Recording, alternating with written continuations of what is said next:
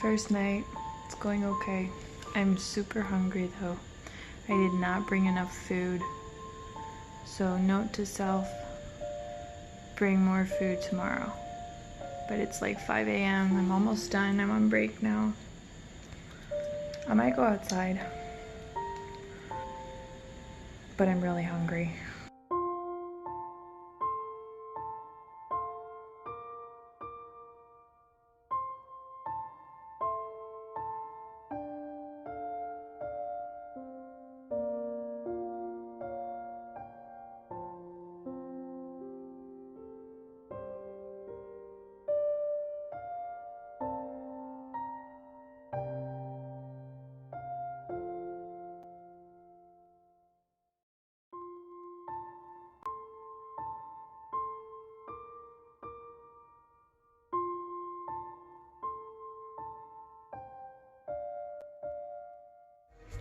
Last night, I'm going in.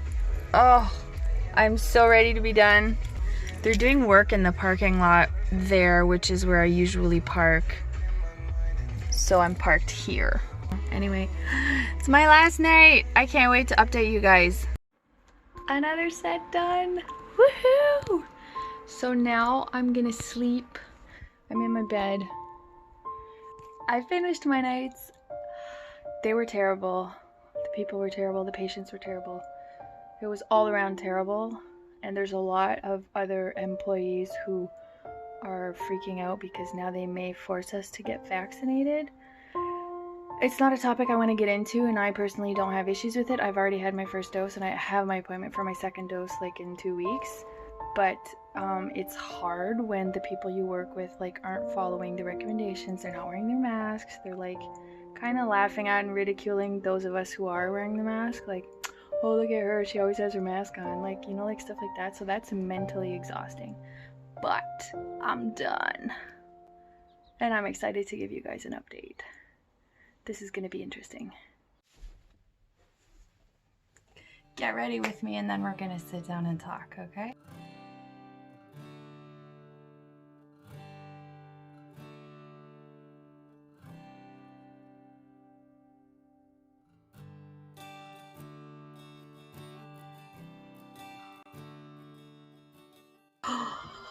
Look at all that light. Okay, this is where we're gonna set up. Okay, I got lighting, I got dressed, I'm in my bed. It's made. That's a new little something I'm trying to do. I don't know if you guys remember the movie Juno. It's a really old movie.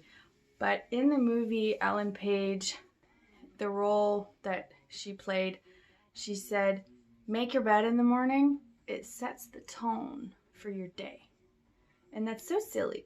But the days that I don't make my bed, I end up staying in my pajamas. I end up not being productive. It's silly, but it's like a thing. So I'm starting to make my bed. And I'm drinking my Dandy Blend whilst waiting for my order of chaga to arrive. Thanks for suggesting that. So hi, how is everybody? I'm done my nights. I tried to film a few little tidbits here and there of work, but like I said last time, it's really hard to film because one, we can't even have our cell phones out just because of like the concept of it. We'd constantly be disinfecting them. Two, we can't have our cell phones out in front of our patients and then have like they're not allowed to have theirs. So there's that. And then three, it's just awkward. Can we just be real? It's really awkward. Like that short segment I filmed where I'm walking like I'm walking with a coworker and from the elevator to like outside, but like just that little part, like there's no sound because you hear her in it saying that's ridiculous and you're such a dork and you shouldn't be like filming here and blah, like she's like, it's just awkward. So anyway, let's get back on topic. I have so much stuff to tell you guys. So I'm done my work set. I do have results for you. This is after my previous work set. If you look at the last video, I didn't eat enough. I talked to you guys about that. My weight skyrocketed quite high. This was the chart that I set up. Like it starts at the bottom. I was like at 162. Then it crept up during my period, but also from me like eating after having not eaten. So I was right with my fear of being afraid to like start eating again, but I was wrong. Okay, I don't want to say that I was right to be afraid to start eating again, because you should never be afraid to eat. My mistake was not eating when I should have. It's neither here nor there. Let's try and stay on topic, because I feel like my videos are always too long, and I really want to try and be concise, and I have so much stuff to tell you guys. So I started my nights at 168, 169 basically, and I weighed myself yesterday morning.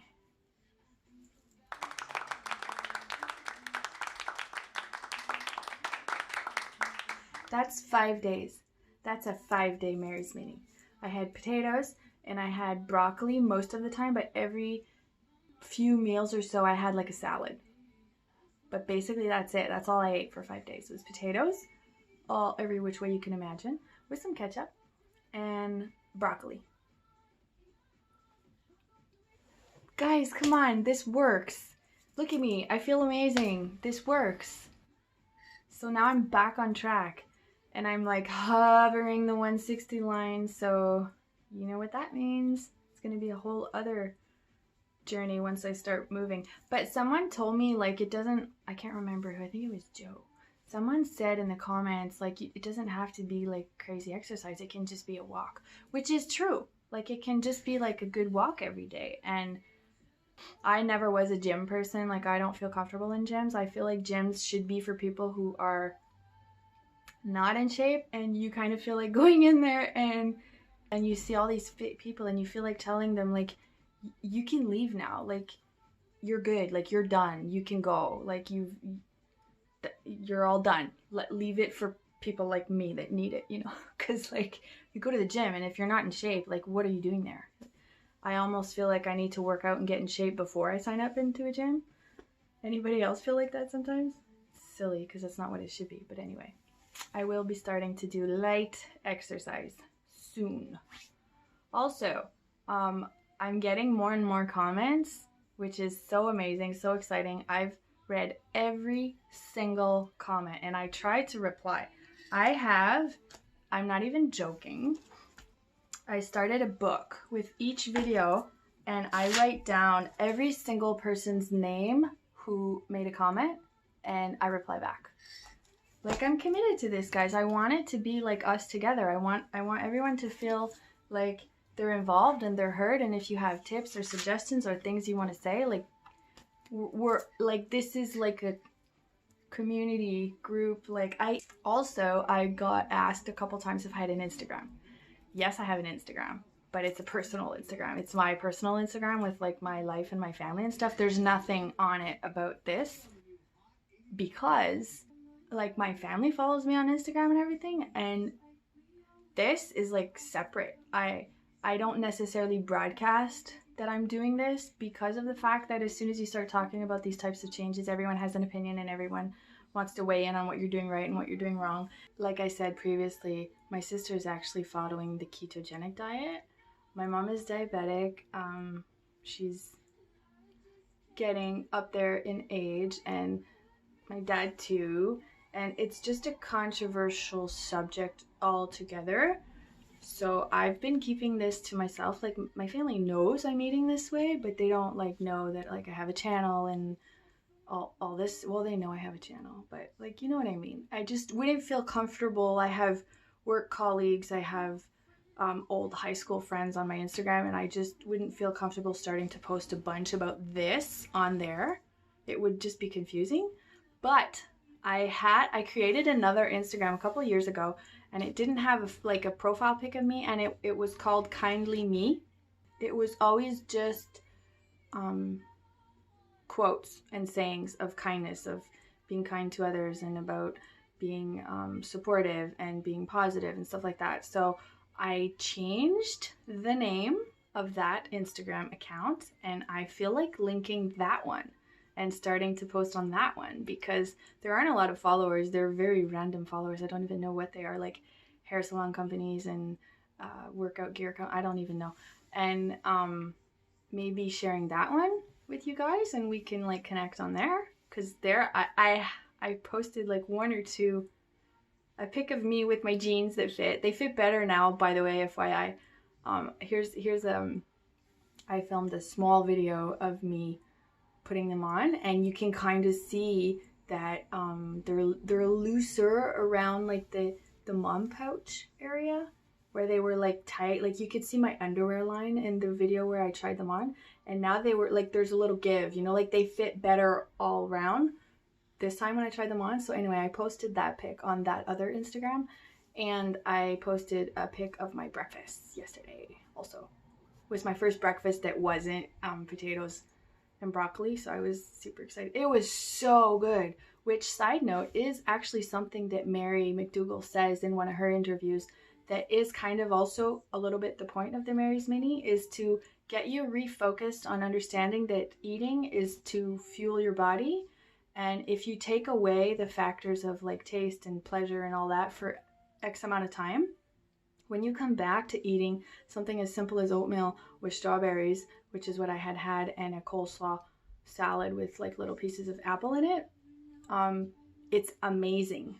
It's exponentially amazing versus what you've been eating for a little. So it kind of gives you like a boost, like mentally. It gives you a boost taste-wise. Your taste buds are like excited to be having this stuff that before you were bored of. You understand? So anyway, I posted a pic of that breakfast because I was so excited to eat it, and it was so good. And also, then when I went to name it, I wanted it to be consistent with here. So I was like, I'm just going to call the Instagram account Grass-Fed Girl, because that was just a name I came up with. It was so random. I didn't even think it through. And then that name was taken. So I was like, oh, that sucks. I don't want to have a million different things everywhere. So I called it Realliferyn, because like it pertains to my life, so it doesn't just have to be about StarchSolution or food. Am I the only one that has a hard time saying that? StarchSolution? If you say it too fast, it can get... Anyway, so Realliferyn is going to be the title now. You've seen it in the intro to this video. So I thought, in the spirit of all this new changes and adapting and stuff, I would talk a little bit about me, because I haven't ever really done that, and I feel like now's the time. So I'm gonna try and fly through, because this video could be really long if I don't. My name is Ryn. I'm 41 recently, like a couple of days ago, and I am married. I've been married for 22 years. Yes, you heard that right. I got married when I was 18, right out of high school, with my first boyfriend, my high school boyfriend. And we met in my third year of high school. So I live in Canada. I actually live in Quebec. I'm French. That's why on my YouTube channel there are a few French videos. If you want to go and look at those and laugh, you're welcome to. So we have 5 grades of high school, 1, 2, 3, 4, 5. I met my husband in the third year of high school. He was interested in me. I was not interested in him. He freaked me out because he was in a band and he had long hair, and I was like, no. And then in my 4th year, we got to know each other. He was so kind to me. We had a mutual friend from high school who passed away in a car accident. I got to go to his place for the wake with friends. I saw how he was with his family, with his mom. He was raised by a single mom, and I was very impressed with how he was and everything. And then anyway, in my last year of high school, finally I agreed to date him. So right out of high school, we're like, we're gonna get married eventually anyway, might as well do it now. It wasn't a huge wedding. This is us when we got married. And we lived our first year in an apartment across the street from the hospital here, because we both worked at the hospital. I started out as an orderly. I worked everywhere in the hospital, all the floors. He worked in the kitchen. And we lived in our apartment for a year. Our apartment was actually the basement of the house of a nurse from the hospital. We lived there for a year, and we worked our butts off, like all the time. Like sometimes I would do a double shift at the hospital, and I would sleep in the break room, and then I'd go back for a 3rd shift. Like it was nuts. And we could walk to the hospital. It was like literally across the street. So we did that for a year, got enough money saved to buy a house, which is just a row house, which means those houses that are like there's like 8 of them stuck together. And I actually bought that from a nurse that I met at work, that I worked with one night. She was saying she was getting separated and she wanted to sell the house and she was going to sell it for what she paid.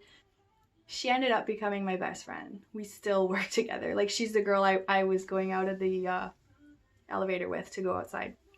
Anyway, so we bought that house. This is the house, a cute little house. These are pics of pics because I'm old. I don't have them in my phone. And we lived there for 10 years. I had my 2 babies there. My first son was premature. I had a miscarriage before him and I had a miscarriage after him. And then I had my second son. Once my second son was like 2 maybe, we decided to move. Anyway, we were there for 10 years. Now I live in a semi-detached home. I don't live in Ottawa, Canada, but I'm right next to Ottawa. I'm on the Quebec side. So I feel like this isn't even important or interesting. So anyway, that's my story. My kids are 15 and 14, 2 boys. Their names are Maddox and Cooper, and that's my life. This is my family. And that's that. That's what I wanted to talk about. How did I go from orderly to what I am now? I worked the couple first years at the hospital as an orderly, and then as I was like progressing and working on different departments, I got to know a lot of different people. And then while I was working in long-term healthcare, I had like a work accident. I hurt my back, and then I was on sick leave for over a year. I did physiotherapy, I did a bunch of stuff, and it never fully came back. So I ended up being like branded in my file as I have certain physical limitations, so I couldn't do a lot of the tasks that an orderly can do because it's very physical. You're literally one-on-one with the patient. You're helping bathe them and clean them and dress them and feed them and help them get up, help them sit down, help them go to the bathroom, help them walk. Like all the physical stuff, you're their body for them. So I couldn't do most of that stuff anymore. So they put me on the psych ward because people on the psych ward are mainly physically apt. It's not physical, it's mental. So they're like, you can do that fine. I was like, oh my God, okay. Didn't want to go, was afraid. I've been there for 20 years. Like, I love it. I love it. And because there's less resources at night, there's no doctors, there's no specialists, there's no family, there's no visit, there's less staff, there's less everything. They trained us to become like nursing assistants, intervention specialists for when there's situations where a person is getting out of control. So basically what that means is when shit hits the fan, I'm the one that has to go and intervene. The nurse will be like at the station and she'll be like preparing meds or like an injection or something. And my job is to de-escalate whatever the situation is so that she does not have to give an injection, which is considered a chemical restraint. Like you have physical restraints. We do have a physical restraint room, isolation room with all that stuff. You never want to get to that point. Sometimes there's no choice, but you never want to get to that point. So it's a lot of talking. It's a lot of negotiating. It's a lot of like learning how to listen, like active listening. Sometimes they're in psychosis and they're hallucinating and they're seeing things and you're not, and you have to make them feel secure with not making them feel like they're nuts for seeing things, but making them understand that the environment is safe. Like there's a lot of verbal dialogue. So the training I took for that really helped me learn how to communicate better. And that is actually one of the reasons why I'm having such a hard time with that one mean nurse. I don't know what we could call her. I don't know. Let's call her Nacho. So she's like upset with me because I come back after a year of being off and I jump in right away. There was a situation with a young kid and he was upset. He was in the isolation room. It was so hot in there. It has been so hot in there forever. Like flies die in there. They line the sides of the room because it's so hot. There's like no air. I don't understand why, but it is what it is. We used to take our break in there and we don't anymore because it's too hot in there. So anyway, he's in his underwear and he's like, it's so hot, it's so hot. So she tells me, go bring him a glass of water. So I'm like, okay. And she sends me with a security guard. She's like, be careful, go with the guard, tell him to back up against the wall before you open the door. And I'm just coming back. So I'm like, oh, okay, cool. So I go with the guy. As soon as the kid sees me through the window, he backs up himself. I'm like, okay. So I open the door. I'm like, I'm just bringing you water. He's like, oh my God, thank you so much. And he starts putting his pants back on because just out of respect. because I'm a girl and he's like uncomfortable being in his underwear or whatever. So I thought that was so nice. So I just said to him, have some water. It's going to make you feel so much better. Nacho pops up behind me and she's like, I told you not to talk to him. And I'm like, you're not supposed to talk to him. I'm like, what do you mean I'm not supposed to talk to him? And I said to her, he's right. It is hot in here. And that is what sent Nacho to the moon. She was so mad because she was saying that I like talked down to her in front of him. First of all, he was at the other end of the room and he didn't hear anything. Second of all, we weren't in the room anymore. We were in like the little hallway leading to the isolation room, and I said it to her quietly. Anyway, we get back to the nurse's station. She bites my head off for doing that, and I was like, that's my job. If I see someone who's not doing good, I'm not going to purposely try and make him feel like he's nuts for thinking it's hot in there when it is hot in there. And she's like, it's not hot in here. She goes like this to say like, it's not hot in here. You have a sweater on, because I had a hoodie on. She had like wet rings under both her armpits. I was like, this is so ironic. I don't even understand right now how you can be saying that. But anyway, so yeah. That's basically what my job is, de-escalate stuff so that they don't have to use chemical restraints or physical restraints, and so that the person feels heard and they calm down and we don't have to intervene. That's the point. So it is hard when you got someone on your team fighting you. It's touchy. Someone just recently asked me what my goal is. I think that's such a good question because goals are important. I've addressed this recently. I had to sit back down. I'm falling off my bed. I addressed recently the fact that if you don't have a good goal, like my pants goal was a fine goal for what it was, but it wasn't a good goal long term, because then once my pants fit, that's when everything went to crap. So what is my goal? Well, my goal of fitting into those pants seemed unattainable. It seemed ridiculous. I felt like if I can get there, then I'm fine. You know what I mean? Like I was really underestimating myself, which led me to like maybe not trust myself enough that I can do this. I don't know. And now the fact that I've attained the pants thing and I've gone even lower, like I was at around 185 when I started and I got to 165 in the video, and I was so excited about that I never even thought like I could go lower, right? Now I'm like, I still feel heavy. I'm still like considered overweight for my height, even at 161. So right now my goal is another 20 pounds. I feel like I don't want to go crazy and be like, well, I should be around 118 for my height. So like I know for having been around 140 in the past that like my face, these lines, like it gets, this skin here, this stuff gets droopy. And I kind of look sick. I look like an empty grocery bag, I find. So I don't want to get crazy thin. Also, I'm Italian. I have curves. I'm never not going to have curves. My curves are just going to be all floppy if I'm too skinny. So what's the point of that? So honest, my goal, like my ultimate goal, which I do not believe I'll ever reach, is 135. I'm announcing that. That's my goal. 135, my dream goal. If I can get to around 145, I would be nuts insane. StarchSolution is my plan. Healthy, whole foods, plant-based is the lifestyle. And moving actively is my exercise goal. Now, to give an update about my hair, a couple people commented that it's normal. Others said it had to do maybe with deficiencies in certain minerals and vitamins and stuff. I'm aware of all those things.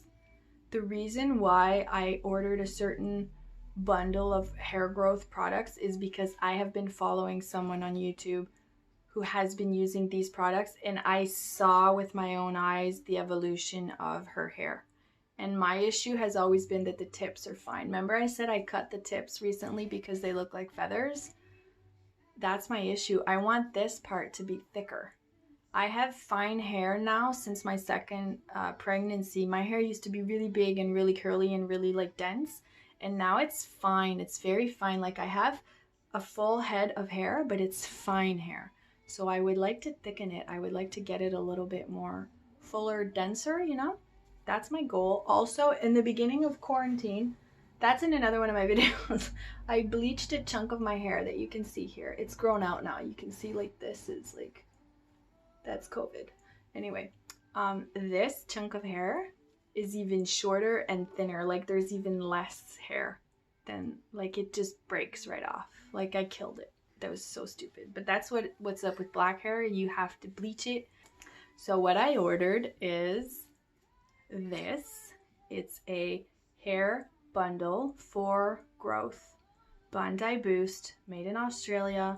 It's got all the minerals and oils, essential oils, to stimulate from the scalp. So from what I understand, you get like a really, really, really clean tingling feeling when you use the shampoo and the conditioner. And that in turn allows, after that, like the oils and the treatments and the masks to penetrate your scalp, because the follicle is what you need to be like feeding. So I've been working on my health from the inside for 3 months now, and I feel like it could be a good duo to try a few things from the outside. Other side note, I only wash my hair once a week. No more than that. And I wash it in cold water. I don't wash it in the shower. I'm excited to have you guys come and see what's up on Instagram. Like I said previously, I'm trying to be more present. This is new for me. The whole thing is new for me. It's so exciting, but I'm so happy to have you guys. I got one comment from a subscriber called Jackie, and at the moment when I got that comment from you, Jackie, I was just getting home from my nights, and I had a bad like ending of my last night. To read those words, like I literally had like tears in my eyes, and my husband was like, "What's wrong?" And I'm like, nothing is wrong. Everything is so right. This is so kind. Like you never would think words from a literal stranger would like touch you so much, but it just feels like, I feel like it's like a hug. And anyone who's like looking at these and thinking, I wonder what that is, I wonder if I should try it, like just do it, just do it. It's almost impossible to not have a bag of potatoes somewhere in your house and some veggies in the freezer. Just do it. You will not regret it. It feels insane knowing that I'm reaching people, knowing that people are relating to what I'm saying. How embarrassing is that when your cell phone tells you you've been talking too long? Anyway, I'm gonna cut this short because I've said enough for now, and I hope you guys enjoy this. It's a sit down, but it's like I'm sitting down alone. Feel free to hop over to the Instagram I told you about, Realliferyn. I should break the 160 barrier soon, so stay tuned for that. I love you guys. I appreciate you guys. I can't wait to talk to you again and read anything and everything you have to say to me. Love, love, love. Bye.